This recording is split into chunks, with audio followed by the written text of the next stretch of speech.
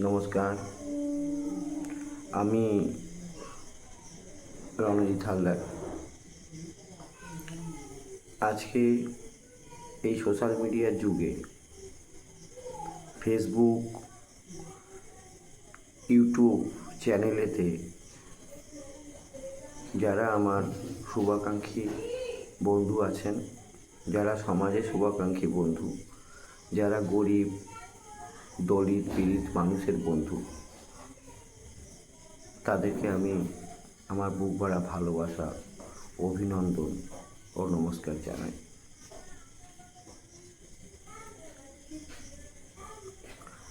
আপনারা কম বেশি হলেও এই সোশ্যাল মিডিয়ার যুগে ইউটিউব চ্যানেলে RTI Info 5258 চ্যানেলের মাধ্যমে আমাকে কম বেশি হলেও আপনারা আমাকে চেনেন। আপনাদের মনে আজকে এই প্রশ্ন জাগছে বা জাগতে পারে, আমি সমাজে দুর্নীতি নিয়ে যে ভিডিওগুলো করতাম বা বেশ কয়েকটা পোস্ট করেছিলাম, আজকে আমি সেটা বন্ধ কেন রাখলাম বা কী কারণে আমি ভিডিও পোস্ট করছি না, আপনারা জানেন বা ইতিহাস সাক্ষী আছে। যে সমস্ত মানুষ আজকের এই দুর্নীতি ভরা সমাজে দুর্নীতির বিরুদ্ধে যারা লড়াই করছেন বা করেছেন বা করে চালিয়ে যাচ্ছেন, তাদের উপরে কতটাই প্রেশার থাকে। কাউকে বা বলা হয় যারা মনে করুন চ্যানেলের মাধ্যমে দুর্নীতিটাকে দুর্নীতি মানুষের মাধ্যমে প্রচার করছেন বা জানাচ্ছেন বা সরব হচ্ছেন বা জনগণকে জাগরণ করছেন, তাদের প্রথমে এটাই ছেড়ে দেওয়া হয় যে আপনি চ্যানেলটা বন্ধ করুন, না শুনলে আপনাকে প্রাণে মারার হুমকি দেওয়া হয়, ফ্যামিলি মানে আপনার পরিবারের যারা আছেন তাদেরকে কিডন্যাপ করার হুমকি দেওয়া হয়। অবশেষে হয়তো কারো ভাগ্যে এটাও জোটে যে তাদেরকে এই পৃথিবী থেকে শেষ বিদায়ও নিতে হয়। যাই হোক,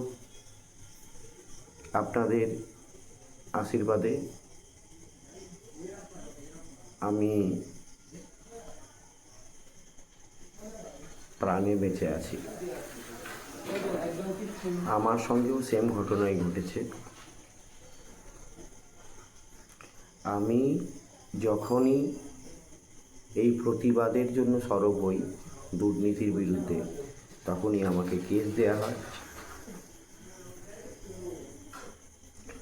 আমার এগেনস্টে মিথ্যা একাধিক কেসও দেওয়া হয়েছে। এই পর্যন্ত আমাকেও আমার চ্যানেল বন্ধ করার হুমকি দেওয়া হয়েছিল।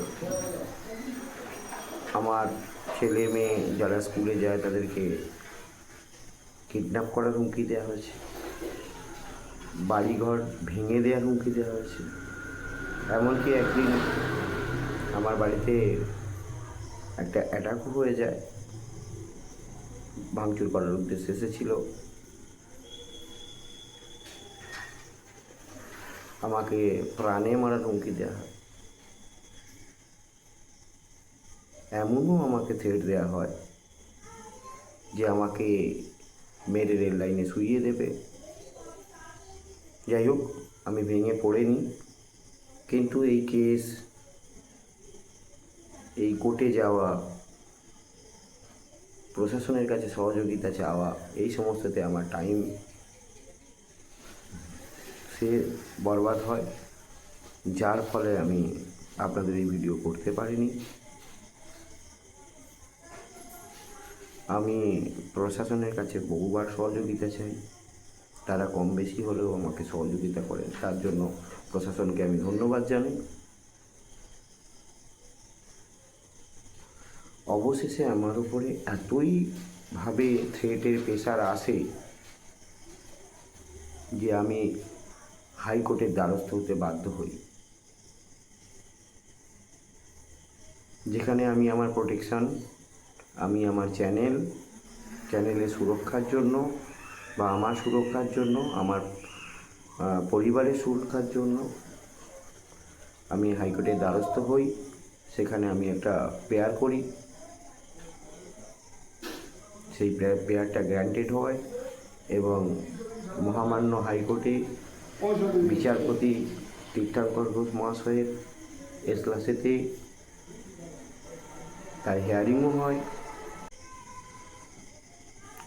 হাইকোর্ট থেকে একটা নির্দেশ দেওয়া হয় প্রশাসনকে, পুলিশ প্রশাসনকে, যে ব্যাপারটা পর্যবেক্ষণ করে দেখার জন্য। সেখানে আমারই মন্দিরবাজার থানার আইসি গৌতম সাহাবাবু, উনি আইও শোভন কয়াল বাবুকে এই দায়িত্ব দেন। উনি একটা রিপোর্ট হাইকোর্টে জমা দেন।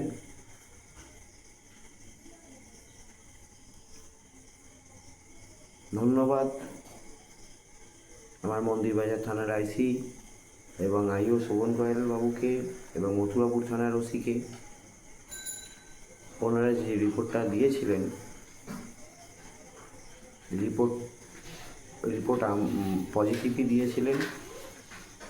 ওনারা এটা জানিয়েছেন যে আমার একটা আরটিআই ইনফো চ্যানেল আছে এবং একটা হোয়াটসঅ্যাপ কমিউনিটি গ্রুপ আছে, যেটা মানুষের জন্য ভালো কাজ করছে, সরকারি প্রকল্পগুলো প্রান্তিক লেভেল পর্যন্ত পৌঁছে দিচ্ছে।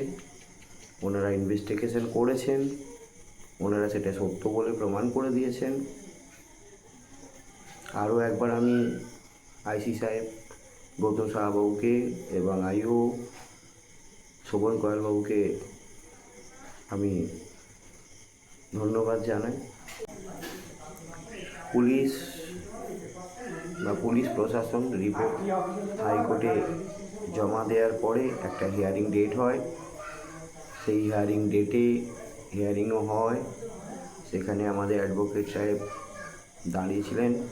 ওনার থেকেই আমি অবগত হই যে জাস্টিস তীর্থঙ্কর ঘোষ মহাশয় উনি আমাদের অ্যাডভোকেট রণজয় চ্যাটার্জি ওনাকে জিজ্ঞাসা করেন যে আপনার ক্লায়েন্ট রণজিৎ হালদারের উপর ফিজিক্যালি কোনো অ্যাটাক হয়েছে কি না। উনি বলেছেন উনি সত্যই বলেছেন। উনি বলেছেন না, কিন্তু এই মুহূর্তে ওনার সঙ্গে বড় একটা ফিজিক্যালি অ্যাটাক হতে পারে। এই কথা শোনার পরে এবং রিপোর্ট দেখার পরে সমস্ত বিচার বিবেচনা করে জাস্টিস তীর্থঙ্কর ঘোষ মহাশয় সমস্ত পুলিশ প্রশাসনের রিপোর্ট দেখার পরে এবং আমার অ্যাডভোকেটের সমস্ত বক্তব্য শোনার পরে উনি আমার অ্যাডভোকেটকে জানালেন ওনার ওপরে কোনো ফিজিক্যালি অ্যাটাক হয়নি। আইন অনুযায়ী আমাকে প্রোটেকশান বা আমার চ্যানেলকে প্রোটেকশান দিতে পারেন না, কিন্তু উনি ভালোই একটা অর্ডার করে দিয়েছিলেন বা দেবেন বলে দিয়েছেন, যেখানে লেখা আছে যে রণজিৎ হালদার আরটিআই ইনফো 5258 চ্যানেলটা প্রকৃতই ভালো কাজ করছে। প্রান্তিক লেভেলে মানুষের সরকারি প্রকল্প থেকে যারা বঞ্চিত হচ্ছে সেই দুর্নীতি নিয়ে জাগরণ দেখাচ্ছেন, যেটা ভালো কাজ। এই জন্য পুলিশকে আমার উপরে বিশেষ নজরদারি রাখতে বলেছেন এবং যাদের মাধ্যমে আমাকে থ্রেট এসেছে তাদের এগেনস্টে 126 ধারাতে মামলা রুজু করতে বলেছেন এবং তদন্ত করতে বলেছেন। এবং আমি যদি কোনো ব্যক্তিগত কারণে বা এই চ্যানেলের কোনো বাধা বিপত্তির কারণে যদি থানাতে যাই, তাহলে সেটা বিশেষ রূপে দেখতে বলেছেন এবং তাড়াতাড়ি নিষ্পত্তি করতে বলেছেন। ভবিষ্যতে কোনো দিন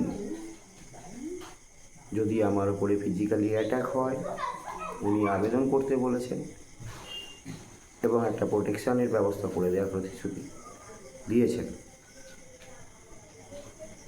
ধন্যবাদ জাস্টিস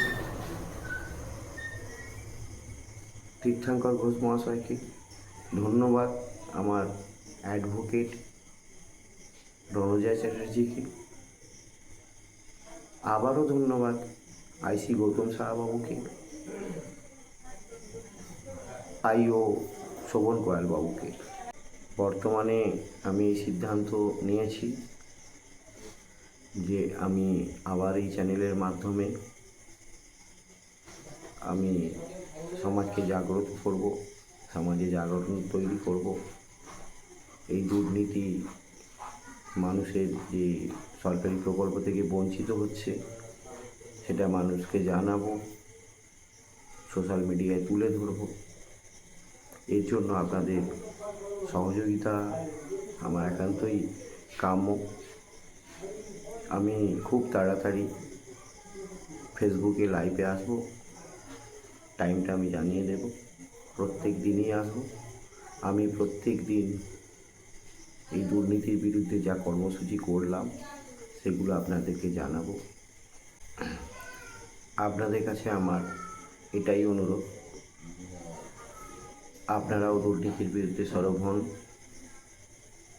আপনারা আমার এই চ্যানেলে লাইক করুন, শেয়ার করুন, কমেন্ট করুন, যার মাধ্যমে আমি ঊর্ধ্বতন কর্তৃপক্ষর নজর কাটতে পারি এবং মানুষের দুর্নীতি শেষ করতে পারি, দুর্নীতিমুক্ত সমাজ করতে পারি।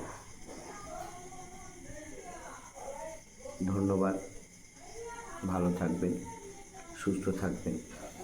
জয় হিন্দ, বন্দে মাতরম।